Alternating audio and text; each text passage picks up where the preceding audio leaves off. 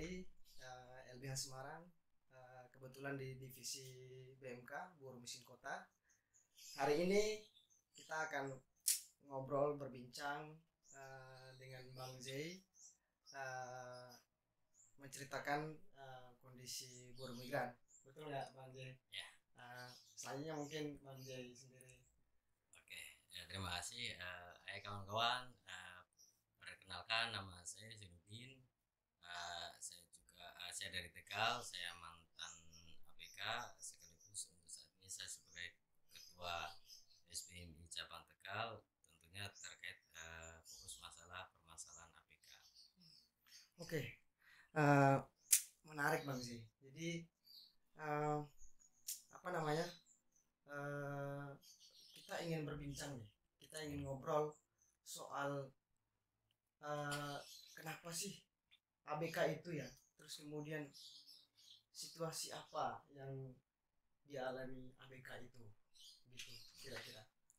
Ya, situasi permasalahan ABK ini kan sebenarnya permasalahan ABK banyak yang terjadi, yaitu tentang yang lagi alami di sini ya, yaitu tentang permasalahan gaji, tentang ABK apa yang tidak dapat asuransi ataupun ABK yang dilarungkan. Ya, sebenarnya segi permasalahan ABK itu kita bisa menilai dari awal prosesnya juga sebenarnya banyak permasalahan itu, sehingga otomatis di lapangannya tersebut juga akan terjadi permasalahan. Jadi seperti apa namanya, APK itu sebelum jadi APK pastinya kan ada prosesnya kan, seperti apa pelatihan, pengalaman, terus syarat untuk jadi APK, apa dokumen apa saja yang diperlukan. Itu sebenarnya banyak yang kurang atau dipenuhi oleh para APK sendiri. Ya tentunya kalau memang awalnya salah, kelanjutnya ya akan terjadi permasalahan. Jadi ya sebagaimana mestinya ya bisa dipikirkan permasalahan itu dari awalnya. Oh iya. Bilang permasalahan itu dari hulu ke hilir. Nah, Iya. ini bagaimana? Iya. Kalau sudah salah, hilirnya berarti banyak permasalahan. Oke. Jadi teman-teman, itu tadi sedikit gambaran dari Bang Zai. Ternyata dalam proses perekrutmen ABK ini sendiri itu terjadi kesalahan, baik itu dari awal, dari hulunya sampai ke hilir ya Bang Zai. Nah ini nih Bang Zai, kalau boleh tahu nih, sedikit yang saya pelajari juga dari Bang Zai, itu kan ada 3 tuh Bang Zai. Pertama soal pemberangkatan tuh, terus kemudian ketika dia sebagai buruh di kapal ikan asing, terus yang ketiga adalah ketika dia pas pemulangan. Nah itu mohon diceritain dong Bang Zai, seperti apa. Jadi permasalahan dari dasar ya, dari awalnya. Tadi saya bilang sebelum jadi APK itu kan harus memenuhi syarat. Satu, tentunya kalau bekerja harus mempunyai pengalaman. Tapi yang selama ini, terus yang kedua tentang dokumen. Nah, dokumen itu kan harus ready ya. Seharusnya kalau untuk siap jadi pelaut, itu harus mempunyai dokumen yang lengkap. Contoh kayak orang mau bekerja di apa namanya, suatu melamar di perusahaan kan harus menyiapkan dokumen yang lengkap. Ini justru banyak APK yang dokumennya tidak lengkap, sehingga itu akan mudah terjadi permasalahan. Jadi permasalahan APK ini kenapa terjadi masalah? Kalau cerita dari awal tentang pengalaman ya, syarat untuk menjadi APK harus ada pengalaman. APK yang selama ini terjadi beda dengan APK yang dulu. Kalau waktu zaman saya itu ya, atau sebelum saya itu, sebelum melangkah ke luar negeri atau ke kapal asing, itu sudah mempunyai keahlian, semua itu benar-benar sudah dikuasai. Tapi kalau untuk saat ini itu kayak ABK, mantan ojek atau mantan tukang gorengan, itu bisa berangkat semua tanpa mempunyai dokumen lengkap. Dan itu pun untuk menggiurkan APK, dokumen itu difasilitasi oleh perusahaan dibikinin. Iya betul. Nah otomatis itu itu pun peluang permasalahan sebenarnya. Hmm. Kayak orang bilang itu seharusnya punya sendiri, mengikuti pelatihan. Banyak yang tidak mengikuti pelatihan seperti PST, sistem tembak. Ini kan menjadi peluang bisnis menjadi marak. Otomatis banyak terjadi APK tidak punya skill, diberangkatkan setelah tanpa ada pelatihan, tanpa ada pembelajaran bahasa. Setelah di laut, ABK ini buta. Dia memang keinginan jadi pelaut. Setelah di laut, dia tidak tahu apa-apa. Dia banyak harus beradaptasi. Tentunya sebelum beradaptasi dengan kerja, dia harus beradaptasi dengan di laut, ombak. Iya. Dia terus harus muntah. Nah, itu pun adaptasi di laut ini, dia seberapa hari dan seberapa bulan dia bisa sadar dari selesai tidak mabuk lagi. Kalau berbulan-bulan otomatis dari sananya kan malah kerjanya makan tidur muntah, bisa terjadi pemukulan, omongan keras itu. Nah, proses dari tentang dokumen tadi yang dibilang dikuasai oleh perusahaan, perusahaan juga pengennya APK pengennya instan, perusahaan pengennya instan singkat, dan disitulah banyak praktek. Seharusnya sertifikat itu didapatkan harus mengikuti pelatihan atau duduk dulu di sekolah atau PST, tidak ada yang ikut duduk. Itu masalah juga kan. Nah, terus namanya dokumen itu paspor, APK ini kan mau bekerja di kapal, justru karena APK butuh dan semua minta difasilitasi oleh perusahaan, di situ ada kesempatan perusahaan membuat kayak sistem visanya itu bukan visa pekerja, visa kunjung transit atau visa turis kan. Nah, APK pun tidak paham visa turis itu apa, kunjung apa, dia nggak tahu. Yang penting bisa berangkat, itu udah ada paspor, udah resmi itu.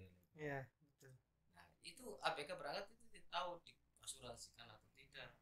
Selama ini kan belum ada yang tahu APK diasuransi atau tidak.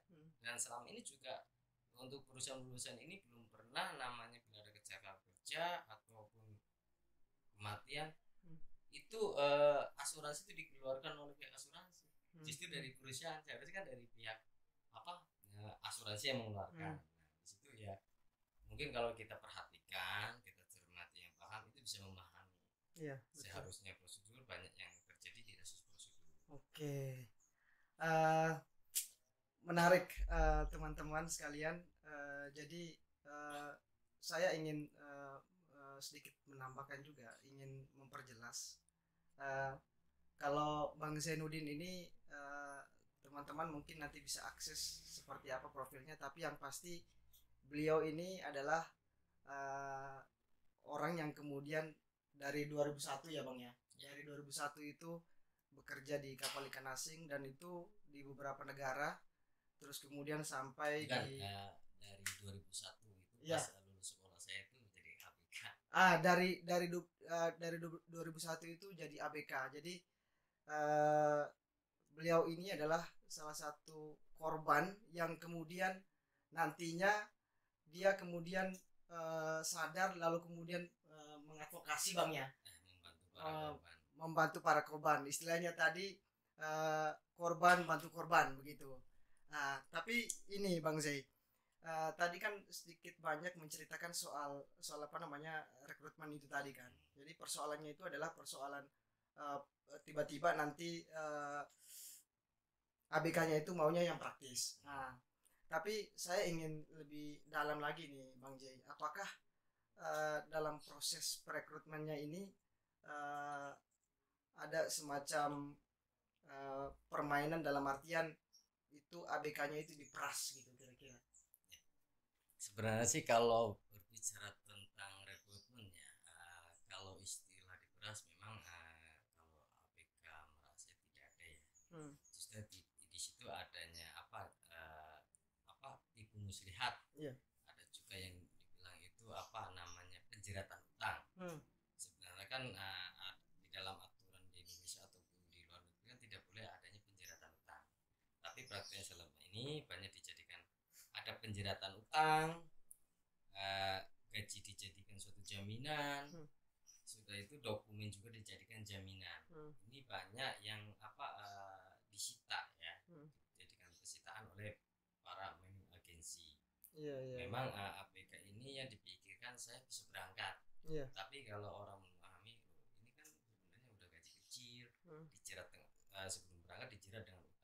Iya. Kadang ABK, semua perusahaan menginformasikan butuh ABK Hmm. sekian, Hmm. butuhnya 5, kalau di expose atau informasikan nyampe 100. Ush. Dan faktanya ABK itu setelah masuk menunggu sampai berbulan-bulan. Iya, iya, iya. Nah itu kan sekali mendaftar diikat jeratan itu dengan cara di medical. Setelah di medical dibiayai oleh perusahaan itu sebagian dari pertama kali menjerat itu. Jadi di saat dia mau keluar harus balikin bayar medical tersebut, karena APK datang juga nggak punya uang, dia mikirnya gimana ya. Jadi satu, biasanya masuk dijerat dengan medical. Kedua, dibikinin seperti sertifikat BST, buku pelaut. Iya. Nah di situ untuk paspor juga dibikinin. Nah pemberangkatannya itu tidak tahu, Iya, sampai iya, 10 iya. bulan. Berarti ini juga Bang Jay. Jadi semua berkas-berkas itu pun itu apa namanya, dengan di harga yang sangat mahal juga ya Bang Jay ya. Nah, ya memang kalau masalah APK itu tidak akan tahu dibikinin semua dokumen dokumen itu oleh perusahaan, tapi dengan harga berapa tidak tahu. Tapi akan nanti akan mengasih, ada yang tahu dia nanti kamu kalau mau berangkat gaji sekian, biaya prosesnya itu sekian. Itu biaya proses, contoh ada 600, ada yang 800 dolar itu kan, itu udah include untuk pembinaan dokumen. Padahal kalau dihitung-hitung perusahaan itu tidak ada mengeluarkan rincian. Karena mengeluarkan rincian itu paspor itu kan dokumen negara. Dan mungkin di negara juga ada data berapa harganya. Betul. Tapi di situ BST, buku pelaut, paspor, medical, terus yang lain nggak tahu totalnya itu berapa, 600 dolar. Oke, tahan dulu Bang Zee. Ini teman-teman sekalian, ini sangat menarik. Nanti akan saya perdalam lagi dengan pertanyaan-pertanyaan soal peran negara, terus kemudian cerita dari pengalamannya Bang Zee sampai nanti seperti apa advokasinya. Teman-teman sekalian, jadi gini Bang Zee, itu kan tadi sudah kita ceritain soal proses ya, proses dari pemberangkatan, terus kemudian seperti apa perusahaan katakanlah mengelabui dokumen-dokumen itu ya. Aku ingin tanya nih Bang Zee, kalau pengalamannya Bang Zee ketika sudah di kapal ikan asing itu seperti apa Bang Zee? Kalau memang pertama kali saya dulu, ayah saya kan jadi pelaut dari tahun 2001, sekolah itu malah belum mengambil ijazah, berarti kan belum punya KTP. Dulu saya bisa jadi pelaut walaupun lokal. Itu sampai tahun 2005.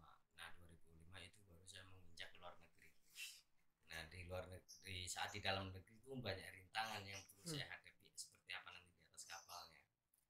Memang alhamdulillah tentang kerja di kapal online sebenarnya saya belajar dari kelas 4 SD untuk dulu itu. Jadi memang keluarga pelaut kan. Nah kalau yang di luar negeri, setelah mengalami pengalaman di lokal sudah menguasai semua. Nah setelah berangkat ke luar negeri, yang masih dalam pikiran saya, ini mau ikut kapal Taiwan, tapi bahasa Taiwan kayak apa ya, ngomongnya kayak apa. Yang saya tuh kan di TV itu kan, mungkin kita tidak satu kata tidak bisa mengingatkan, tapi di saat di kapal prakteknya saya tahu kerja. Tapi sebelum kerja pasti ada suruhan kan, ada pemaparan. Di situ saya jadi bingung, sehingga banyak permasalahan akibat dari tidak pemahaman bahasa. Berarti dengan segala keterbatasan bahasa juga ya. Sampai saya berantem padahal masalah untuk suruh ngangkat karung itu waktu itu. Cuma kan saya emang nggak tahu ngomong apa. Dia marah, saya juga lebih marah. Kamu ngomong apa saya nggak tahu. Mungkin bahasa itu sama. Betul. Saya berantem di situ masalah itu. Memang akhirnya terjadi ya perselisihan, ada ya, kita nggak tahu bahasa juga dibodoh-bodohin. Orang-orang nggak tahu terus ya pasti dibodoh-bodohin gitu. Betul. Bahasa itu sangat penting. Refresh lagi kayak yang tadi Bang Zee. Ini kan sebenarnya proses pemberangkatan itu ada peran negara kan, dalam artian seperti tadi yang dibahasakan oleh Bang Zee, itu dalam hal pelatihan, terus kemudian pembekalan untuk berangkat ke luar negeri itu harus ada peran negara kan. Dan memang negara itu abai dalam hal apa namanya, memberikan jaminan hak atas pekerjaan yang layak di kapal ikan asing itu sendiri.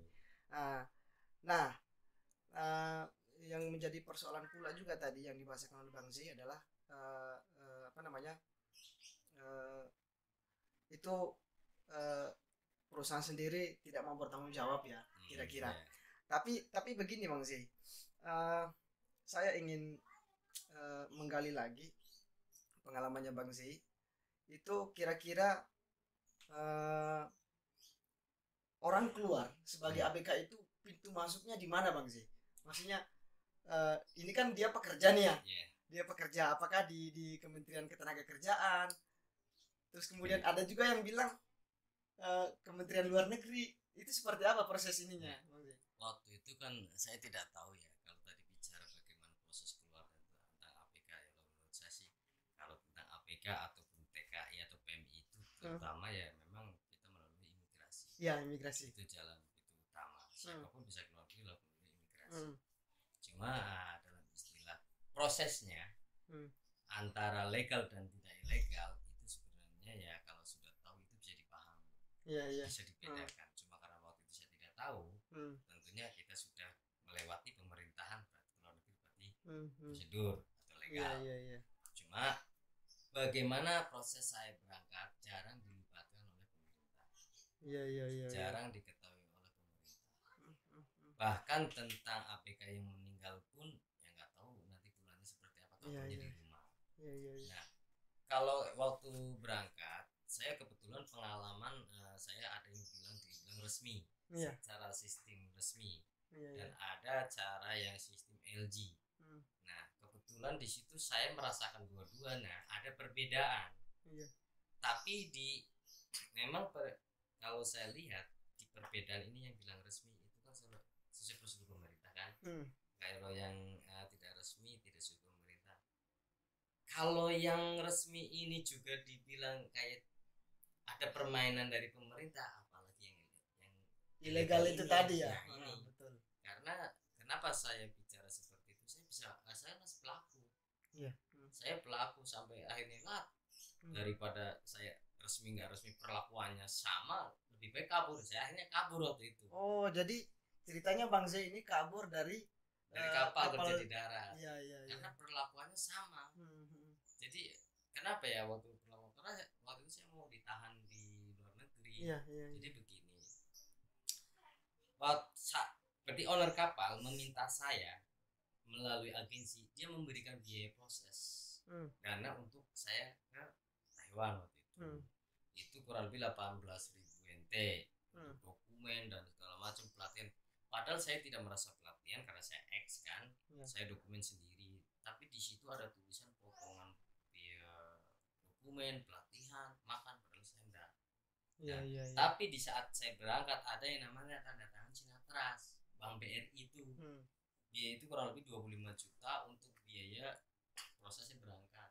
Nah, setelah saya berangkat di sana, waktu itu dulu saya LG di Taiwan juga.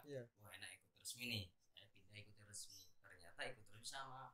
Setelah saya berangkat, saya bertanya nih ada 2 slip gaji kepada pemerintah. Jadi slip gaji ada 2 warnanya, putih dan biru. Kalau warnanya biru itu sisa gaji kalau tidak salah itu 9.000 NT. Kalau yang putih 3.000 NT. Dan yang biru ini dikasih pemerintahan. Dan untuk pemerintahan yang 3.000 pegangan saya. Waktu itu saya tanya waktu PAP namanya kan. Apa namanya PAP ini akhir ya. Itu tanya pada pemerintah waktu. Pak, saya mau tanya, kok kenapa ada slip 2 slip ini antara 9.000 dan 3.000 ini? Saya gaji. Pemerintah kau tanya, kamu di mana? Saya untuk kerja di laut. Oh, di laut. Diem. Itu orang pemerintahannya. Nah, saya bingung minta penjelasan tapi dia tidak menjelaskan. Di situ pun saya akan jadi sanksi. Itu apa kok dua-dua begini? Jadi di situ ada peran antara oknum pemerintah dengan pelaku mining agensi. Itu kelihatan bisa di situ. Berarti teman-teman sekalian saya sedikit tangkap maksud daripada penjelasan Bang Zai. Jadi Bang Zai sebagai korban itu dari pemberangkatan itu mengalami penipuan ya Bang Zai Ya, ya. Jadi penipuan, terus kemudian di atas kapal juga ya dengan apa namanya jam kerja yang panjang, terus kemudian dieksploitasi ya Jadi ini kira-kira. berbicara yang iya. katanya resmi aja ya. Siap, saya, siap. saya tadi bicara yang resmi yang belum pernah saya alami. Nah, ini saya berangkat ke luar negeri nih. Katanya resmi seharusnya ada perlindungan yang layak lah dibanding yang LG. Nah, itu sih resmi ikut kapal. Ternyata kapalnya ini ya memang nggak lama, 1 bulan masuk, 2 bulan masuk. Nah, operasinya itu mencari hiu. Wah. Nah, mencari hiu kebetulan tuh mencarinya setahu saya di perbatasan Jepang. Wah, berarti operasi ilegal dong berarti Nah, itu. kenapa saya bilang kok operasi hiu kerjanya capek sekali, naik banyak banget. Nah, yang bikin saya kaget lagi, kalau lagi operasi ada angkatan laut, karena jauh kan nggak tahu kan, oh angkatan laut kok kenapa lari. Setelah itu kapten suruh cepet-cepet dipotong tuh apa namanya siripnya, pancingnya. Pancingnya. Kasih bui lari. Tahu-tahu polisi itu ngejar kapal perang itu. Nah, itu ditanya, suruh jadi acting. Oke, kamu nanti tiduran, kalau dibilangin kamu sakit. Nanti bilangnya mau masuk ke Taiwan. Gak lama, semakin dekat benderanya Jepang, tentaranya itu ngerampit lah, ditanya, kamu mau kemana? Mau pulang ke Taiwan bawa orang sakit, kata kaptennya. Waktu itu kaptennya itu anaknya, engineer bapaknya. Tanya kokinya udah sakit gitu kan, ditanya sakit ya, iya. Akhirnya akhirnya diskusi kan, udah lanjut. Jadi di situ melintas bukan operasi katanya. Oke. Jadi itu kan udah masukin palka tuh, beresin semua, jadi bersih itu. Nah, setelah lari udah agak jauh kapalnya menghilang kan, balik lagi ngambil bui itu lagi, melakukan penangkapan lagi, lanjutan lagi. Tadi kan diputus, diambil lagi, ditarik. Pantesan saya itu kerjanya kayak di postir banget itu, cuma suruh cepet-cepet. Ternyata di perairan Jepang. Nah, itu sangat menarik. Tapi lanjut lagi nih Bang Jay, yang gimana soal selain jam kerja, upahnya gimana Bang Jay? Ya, kalau di secara resmi itu kan dulu karena pas saya kabur, yang saya tahu ya, waktu saya di Taiwan juga, waktu LG melihat kapal resmi itu gajinya ini tiap bulan kan, enak sebulan. Itu waktu saya tanya, jawabnya belum, dari majikan kamu belum kirim ke sini, itu kata agensinya. Tanya lagi, belum. Itu kan sistem gaji kalau resmi bukan di Indonesia, di sana langsungnya. Jadi itu dipermainkan tuh nanti, tapi diperkerjakan terus. Nah, akhirnya saya pikir sama aja resmi. Akhirnya saya pikir-pikir, pas saya itu dipindahin di kapal. Dulu saya itu mau dihantam. Kalau kamu mau pindah kapal, balikin dulu uang saya. Loh, uang yang mana? Kamu berangkat sini, saya itu yang biayain 8.000 NT, itu disaksikan oleh dinas Disnaker Taiwan. Kebetulan itu dari pemerintahan ada. Saya tanya, berarti saya berangkat ke sini dibiayai oleh agensi dari owner kapal. Lah, uang saya tanda tangan bank di Indonesia itu buat apa 25 juta? Iya, betul. Nah, jawabannya itu nggak tahu urusan kamu di Indonesia. Yang penting di sini ada fakta. Di situ ada Disnaker juga kan, Disnaker Taiwan juga mengakui. Ya udah, akhirnya saya pasar, mau tahan silahkan tahan. Kalau saya ngomongin nggak ada. Ya, setahu saya, siapa saya MUI dengan siapa, saya tahu dengan dia.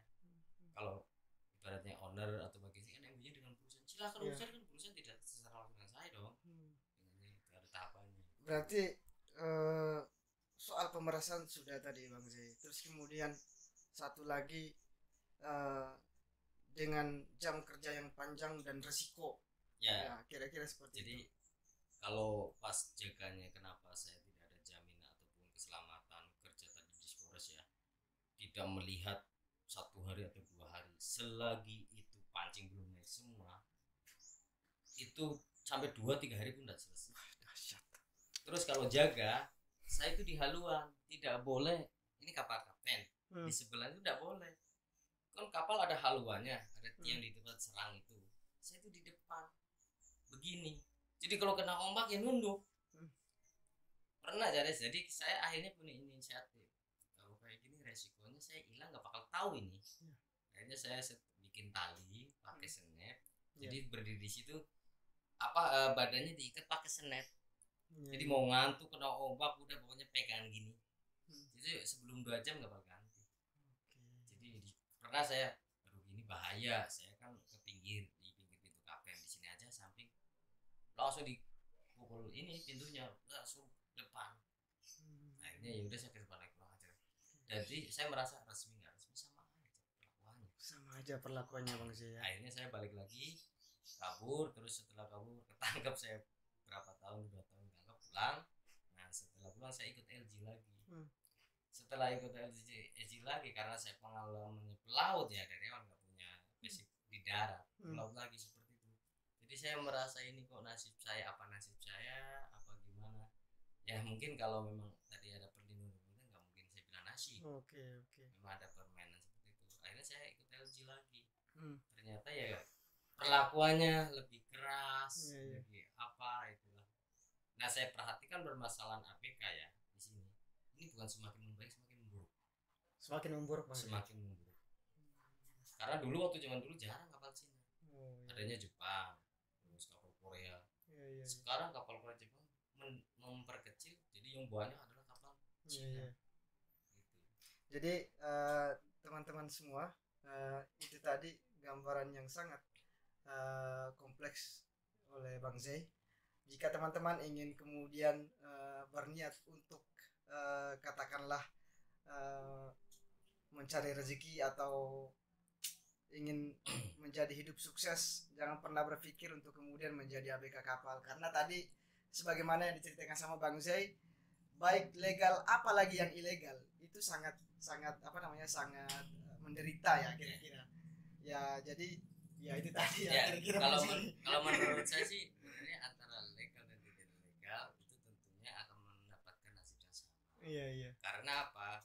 Kan tadi bilang segala sesuatunya warga Indonesia adalah dalam perlindungan negara. Nah sampai saat ini untuk yang APK ini belum ada peran negara untuk melindungi APK. Iya. Jadi walaupun perusahaan itu punya izin dan tidak menjamin itu akan mendapat keselamatan. Iya. Oke. Nyambung lagi nih Bang Zee. Menarik nih. Setelah proses pengalamannya Bang Zee, kita akan mencoba bertanya lagi pada persoalan Bang Zee masuk di SBMI, tetapi bukan menceritakan soal bagaimana proses masuk di SBMI Bang Zee, tapi seperti apa ketika Bang Zee itu sudah menjadi korban, terus kemudian ingin mengadvokasi, ingin kemudian mencoba membantu teman-teman. Seperti apa cerita dari Bang Zee? Jadi sebagaimana semestinya namanya korban perlunya adanya bantuan untuk penyelesaian. Iya. Dan saya rasakan tidak ada yang bantu dan menyelesaikan. Dan saya mencari dan memahami apa sih permasalahan di situ. Iya. Ternyata sedikit banyaknya saya mengetahui terjadinya permasalahan APK ini. Nah, tidak mungkin namanya jeruk makan jeruk kan. Akhirnya ya memang saya sudah paham. Coba saya akan belajar melakukan advokasi APK membantu teman. Tapi saya berpikir, kalau saya status korban nggak punya pegangan, nanti ditanya kamu sebagai apa? Kan otomatis harus punya gandulan apa ya, pegangan kan? Betul. Ditanya. Nah, udahlah coba masuk di SPMI. Sebenarnya itu saya hanya bisa mengambil gambar aja. Kalau dari dari yang saya baca nih Bang Zee, dari 2019 itu Bang Zee sudah mengadvokasi 600 korban ya Bang Zee ya. Kurang lebih saya 2018 ya sampai ini kurang lebih 600 korban ABK. Nah, sebagian ada yang selesai, sebagian ya mungkin berapa persen yang belum selesai. Nah, justru kenapa belum selesai itulah sehingga kami itu giat mendalami, giat mempelajari di mana permasalahan ini, dan setelah itu banyaknya jadi temuan-temuan siapa saja yang bermain. Itulah kenapa kasus ini selesai, disitulah adanya kasus sudah selesai, disitunya keinginan saya itu menggali. Satu lagi Bang Zee, menarik itu, kesulitan mengadvokasi persoalan ini apa Bang Zee? Sebenarnya sih simpel, semua itu ada di tangan pemerintahan. Siap. Kalau semua permasalahan sudah di tangan pemerintah harus selesai. Tapi kalau pemerintahan sudah di tangan pemerintahan tidak selesai, itu saya tanda tanya. Karena apa? Kewajiban pemerintah melindungi rakyatnya, kewajiban pemerintah untuk menjamin hak asasi manusianya. Iya, betul. Dan sampai saat ini untuk hak asasi manusia tidak ada, tentang kepedulian para korban nggak ada. Yo, kan sudah dibilang saya korban, akhirnya jadinya korban membantu korban. Iya. Dan pemerintah karena apa? Karena tidak ada perannya pemerintah. Iya.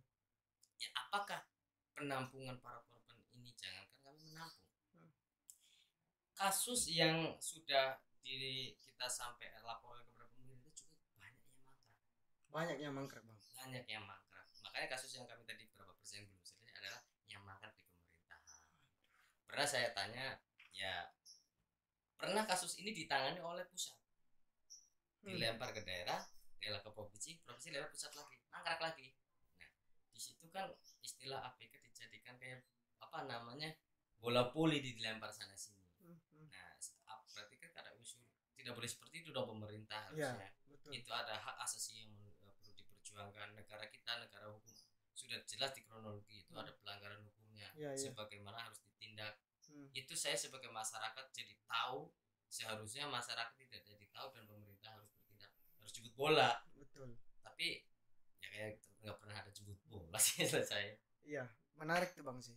Kalau saja ini pemerintah tegas dalam hal menangani persoalan ABK migran yang bekerja di kapal ikan asing, maka bisa juga negara itu memberikan sanksi tegas loh Bang ya, kepada perusahaan yang kemudian nakal, maksudnya maning agensinya kira-kira. Yeah.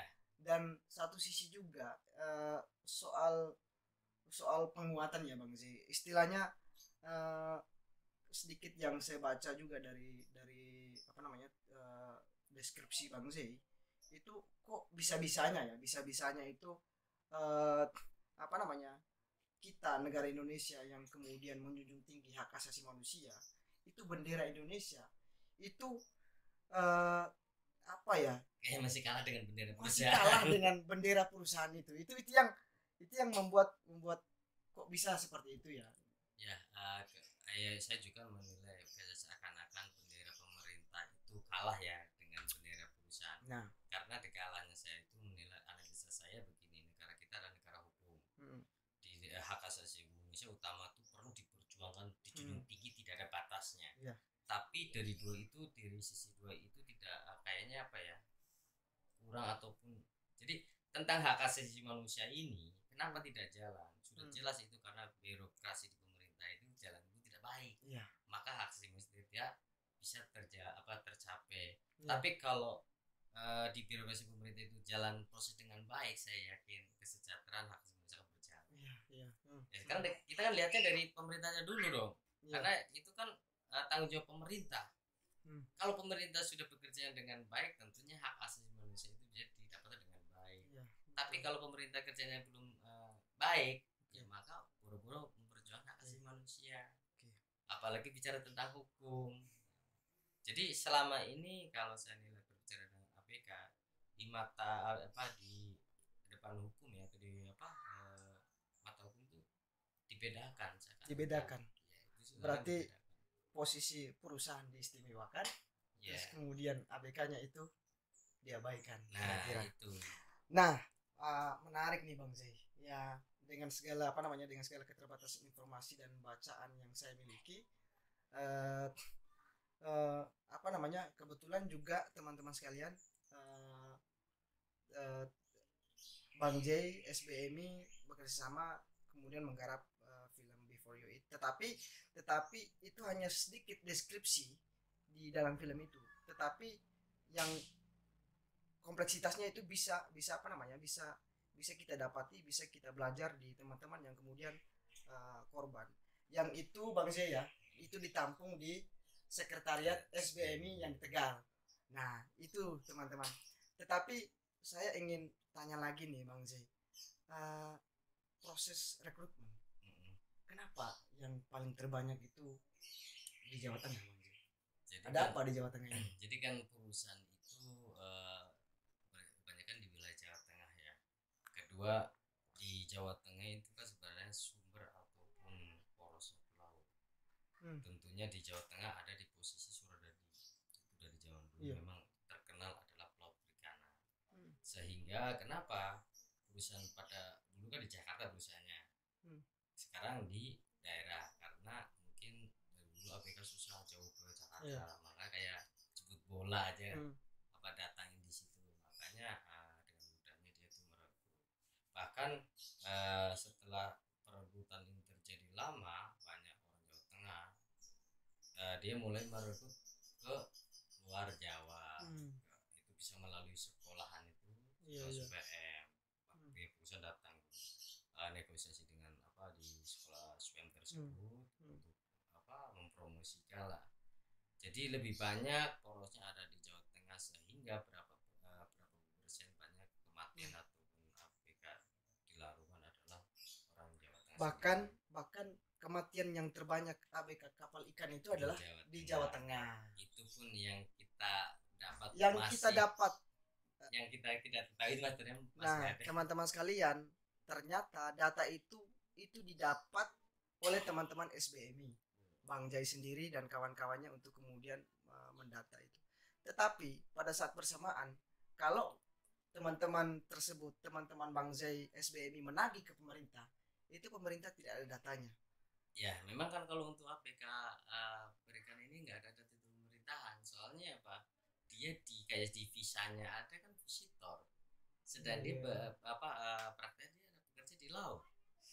Terus setelah pulang, nih pernah nih yang saya saksi APK pulang buku plotnya kosong. Karena dulu di sana tuh nggak pernah yang diminta adalah paspor. Dokumen buku plot mah disimpan di tas aja. Terus kedua yang APK meninggal, pernah ada APK meninggal keluarganya minta jemput nggak boleh. Alasannya ini itulah pokoknya nggak boleh. Nah di situ kan bagi saya makin sanksi, di situ saya dalam. Setiap ada kesangsian di situ dalami, sehingga saya memberanikan diri dalam membantu advokasi karena saya ingin mendapatkan fakta yang tidak katanya. Iya. Di mana ada informasi itu saya kejar. Memang faktanya tidak bisa memberikan keterangan alasan jelas keluarga untuk menjemput jenazahnya. Karena itu dari pemerintah juga, dari yang jemput di sananya kan. Cuma kenapa keluarga itu tidak boleh? Itu bertanya. Itu ya banyak tanda tanya lah kalau permasalahan ABK untuk terus di permasalahan pembikinan dokumen ya. Itu kadang satu imigrasi otomatis satu aturan ya. Iya. Tidak mungkin imigrasi Jawa Tengah aturannya ABC, imigrasi BD kan sama. Yang saat ini terjadi ini bikin paspor. Orang Jawa Tengah bikin paspornya di Wonosobo. Di Pemalang nggak boleh, ini kan bingung. Ada apa? Itu ada udah jadi bahasa. Setiap daerah itu ada imigrasi. Tapi kenapa harus di luar? Itu juga pertanyaan. Iya, iya. Ya disampaikan seperti ini mungkin bisa dianalisa sendiri lah. Ya. Kenapa bisa seperti itu? Menarik. Ini lanjut lagi nih obrolannya Bang. Soal pengalaman pengalaman ketemu sama pemerintah, pihak-pihak pemerintah yang Bang Zai itu sudah lakukan sampai ke tahapan mana tuh Bang Zai? Ya dalam proses memang kita kan daerah ya, tentunya kita harus mengikuti aturan di daerah dulu kan. Ada pemerintahan daerah, kalau nggak bisa naik ke provinsi, kalau bisa naik ke pusat. Itu pun saya sudah dilakui semua. Wah. Memang disitulah kenapa Manggaran disitulah kayak udah saya jalani, bahkan seperti lapor di kepolisian dari Polres, Polda, sampai Baris, banyaknya mangkrak di situ. Berarti poin pentingnya itu adalah mangkrak di pemerintahan. Ya seperti itu. Jadi intinya ya kepedulian pemerintah itu kurang terhadap permasalahan APK itu nggak ada. Ada apa kita kurang tahu ya. Tentunya saya bilang ini pembiaran. Saya yakin pembiaran karena ini adalah bisnis kotor yang menguntungkan para oknum. Kenapa saya bilang ini pembiaran? Kalau nggak dibiarkan orang udah kasusnya udah naik di pemerintahan masa mandek. Sebenarnya pemerintahan itu kan lebih paham berbicara tentang aturan oke lah, belum ada aturan, tapi berbicara tentang hak asasi manusia bisa dengan cara lain untuk memperjuangkan hak APK keluar, bukan dalam arti urusan kan pemerintah mempunyai jejaringan, jangan-jangan ini jaringnya bodol. Iya iya. Ini Bang Zai, satu saja cerita dari Bang Zai yang kami ingin belajar juga. Tadi yang pelaporan di pihak kepolisian Nyamandek itu kasus apa Bang Zai? Sama terjadi kasus ABK itu dipulangkan gajinya tidak keluar, perusahaan ditanya nanti terus pergi kabur, pindah lagi PT-nya kan. Iya iya iya. Terus PT-nya tutup, saya datengin ke rumahnya pindah-pindah lagi. Gitu kan. Kita bikin laporan ke kepolisian. Memang dari saya sudah koordinasi dari Kemenak, kan sering saya rapat dengan Kemenaker dan perhubungan, bahwa mereka belum ada izin di Kemenak, TKMI ataupun Syupak nggak ada. Yang waktu saya laporan di kepolisian sebenarnya laporannya cuma satu simpel utama, yaitu dibantu agar APK haknya bisa diselesaikan. Mengenai bicara tentang adanya pidana itu nanti urusan kepolisian bagaimana kelanjutan dalam penyidikan. Cuma saya tanya nanti setelah saya datang ke waktu di Polres Tegal ya, ke kabupaten, saya tanya Pak gimana kelanjutannya. Lo masalah gaji ini urusannya ke Kemenaker. Lo apa kaitan Kemenaker? Urusan itu sudah mempunyai izin dari Menteri Tenaga Kerja. Saya kadang bingung saya. Orang perusahaan saya mengakui tidak. Polisi nih sekarang Pak mohon maaf Pak, harusnya kan ada bukti bukti tertulis, tidak secara lisan. Masa polisi menyampaikan itu ada, itu rahasia polisi. Nah di situ kadang sampai saat ini tidak ada kelanjutan yang di situ di Polda. Betul banyak mangkrak di Polda juga banyak mangkrak ya. Teman-teman sekalian, dengan segala resiko terus kemudian kesabaran yang tinggi ya, karena ini adalah kerja-kerja kemanusiaan, kerja-kerja hak asasi manusia.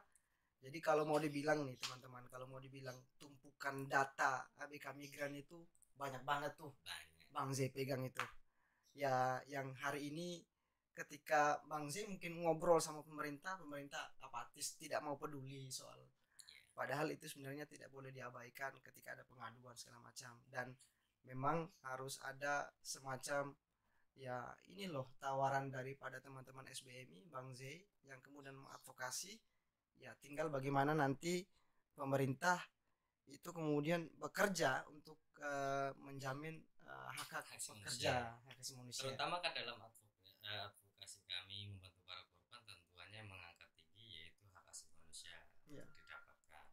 Tentunya dari pemerintah harus melewati jembatan dari saya kan, dan baca dari APK berusaha ke pemerintah itu harusnya bertanggung jawab penuh dan mengangkat tinggi tentang memperjuangkan hak asasi manusia. Ini kok malah mangkrak gitu. Bingung di situ. Betul. Nah, makanya hak asasi manusia di Indonesia itu berjalan mundur. Berjalan mundur. Nah, ada dua bahasa. Hak asasi manusia di Indonesia itu berjalan mundur. Kalau masalah APK ini bukan lagi namanya benang kusut, tapi jejaringan yang rusak. Wah, bukan lagi benang kusut tetapi jejaring yang rusak. Gitu. Jadi jejaring yang rusak ini maukah pemerintah untuk kemudian membenahi? Tetapi dengan segala tumpukan ya, lagi-lagi tadi sebagaimana yang dibahasakan oleh Bang Z ya, SBMI tugasnya adalah untuk kemudian memberikan data kepada negara, kepada pemerintah. Nah, menarik. Gini Bang Z, kalau dalam konteks Jawa Tengahnya ini kendalanya apa sih Bang Z? Maksudnya kenapa sih mereka itu tutup telinga lah kira-kira? Karena kan sempat tahun lalu mungkin Bang Z ikut aksi juga kan yang teatrikal di depan gubernuran itu seperti apa sih Bang Z? Kalau kemarin kayak saya nggak ikut aksi. Oh iya. Cuma waktunya aksi rekan-rekan kami. Iya. Cuma ya waktu dalam aksi itu mau dimulai semuanya komunikasi dengan kami. Iya. Ya memang permasalahannya sih sebenarnya satu dari kami itu bagaimana hak asasi manusia itu diperjuangkan. Bila mana pemerintah bisa memperjuangkan hak asasi manusia tersebut tidak ada masalah. Tetap sih ada masalah tentang pelanggaran hukum, itu urusan pemerintah. Terutama memang satu yang utama diperjuangkan adalah hak asasi manusia. Dan sampai saat ini tidak ada namanya, kenapa dibilang tutup telinga tutup mata, padahal itu tidak tuli dan melihat, tapi seakan-akan tidak mendengar dan tidak melihat. Nah itu yang disebut pengabaian. Iya, Karena kenapa ya? jelas telinga itu mendengar, mata melihat, tapi tidak dijauhkan. Itu yang namanya pengabean. Bahkan eh, pemerintah Jawa Tengah mungkin ya, mungkin mereka tidak punya data ABK migran yang bekerja di kapal ikan asing itu tadi ya. Ya memang kalau berbicara jangankan untuk Jawa Tengah, Hmm. untuk pemerintahan di imigrasi sendiri Iya, yang dilewatin untuk keluar, saya yakin tidak punya data. nggak punya data. Karena yang penting dia permisi ya, jalan ya silakan silakan itu. Hmm. Terkecuali yang data-data real orang turis asing Iya, masuk. iya. Ini. Kalau yang resmi ada, kalau yang Hmm, tidak hmm. ada. Iya, betul betul. Saya yakin karena apa? Kalau untuk yang resmi karena prosesnya melalui pemerintahan. Iya iya iya. Tapi Iya. kalau yang ini kan tidak melalui orang pulangnya kadang lewat lewat pulau kok. Hmm. Iya iya. Betul. Jadi kapal itu ke Batam. Nah dari Batam diturunkan pakai kapal kecil malam hari. Hmm. Jadi antisipasi kalau ada yang nanya dibilangnya kerja di mana, di pulau kerja bangunan. Sudah dipersiapkan di situ. Nah dengan ada jaringan seperti itu kan di situ ada lintas pengamanan. Nggak sampai di apa namanya nggak sampai kena keamanan di situ. Kalau ini Bang Zai kan yang terbesar perusahaan rekrutmen itu kan di Jawa Tengah tuh. Ya. Berapa tuh Bang Zai? Ya Perusahaan- kurang perusahaan lebih tersebut? ya mungkin yang ada apa yang namanya yang ada gambar dan nggak ada gambar ya. Dulu saya tuh meloncat kurang lebih kurang lebih ada 60 lah. 60 lebih ya. Itu saya campur yang ada muka dan gak ada mukanya. Yang terbesar apa kira-kira Apa Bang sih? Zai? Perusahaan rekrutmen itu. Di Jawa Tengah. Ya. Kalau untuk di Jawa Tengah perusahaan terbesar ada di Pemalang namanya Puncak Jaya Samudra. Itu yang terakhir saya jadi korban. Iya itu. iya iya. Yang kedua ada yang namanya UFO. Oh iya iya. Citamarin dan ketiga ada namanya RNT atau Iya iya. itu banyak sekali ya. Memang kalau sistem perusahaan ini kan dulu nggak bisa bercabang, tidak cuma dia bisa beranak tanpa kakak. Gitu. Tapi kadang beranak tanpa kakak ada bapak. Iya iya iya. Dalam arti ada bapak, dia beranak dengan nama perusahaan lain, tapi komisaris tetap yang satu. Berarti teman-teman sekalian bisa dibilang gini Bang Zai, di balik besarnya itu perusahaan maning agensi itu banyak hak-hak pekerja itu yang diabaikan oleh pihak perusahaannya Bang. Betul. Jadi semakin banyaknya perusahaan akan semakin banyaknya korban. Itu tentunya.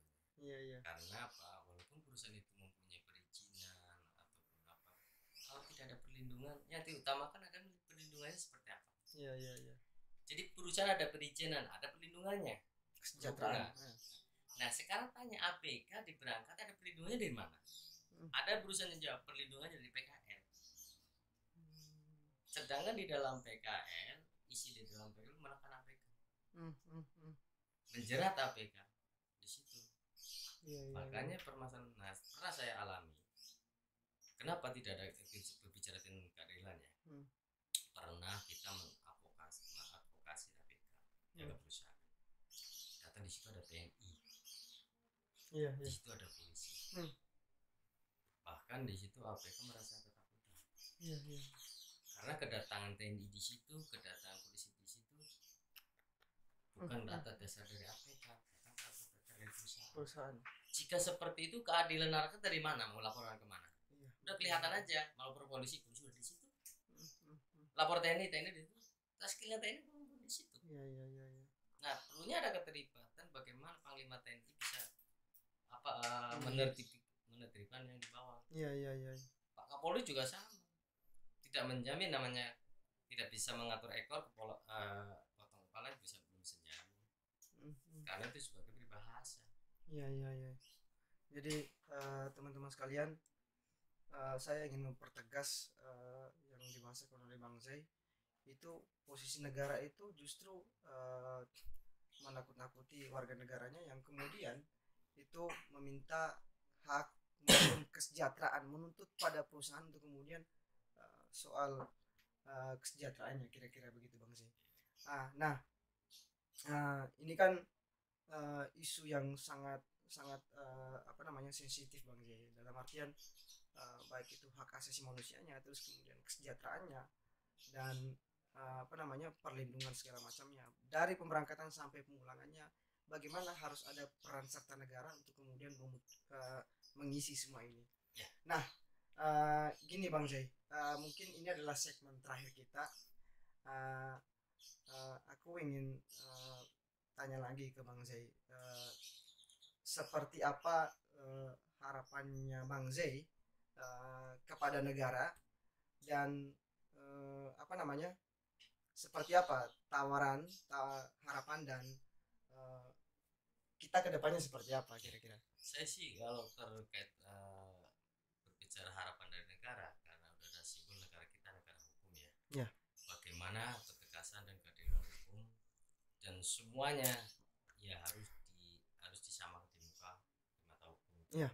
Yang kedua, tentang hak asasi manusia. Saya ingin tahu sejauh mana perhatian atau kepedulian pemerintah terhadap hak asasi manusia. Tentunya kalau di hari kepedulian tentang hak asasi manusia, banyak yang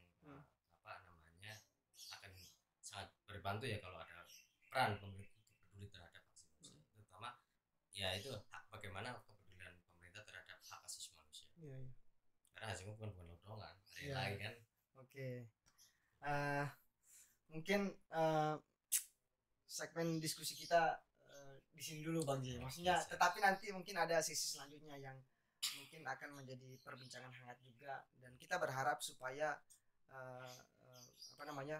podcast membicarakan ABK migran ini tetap kita diskusikan, kita tetap memberikan wawasan yang sangat luas kepada masyarakat, begitu kira-kira. Teman-teman sekalian, mungkin itu aja Bang J ya yang menjadi perbincangan kita. Mudah-mudahan kita bisa mendapat pelajaran yang banyak dari perbincangan ini.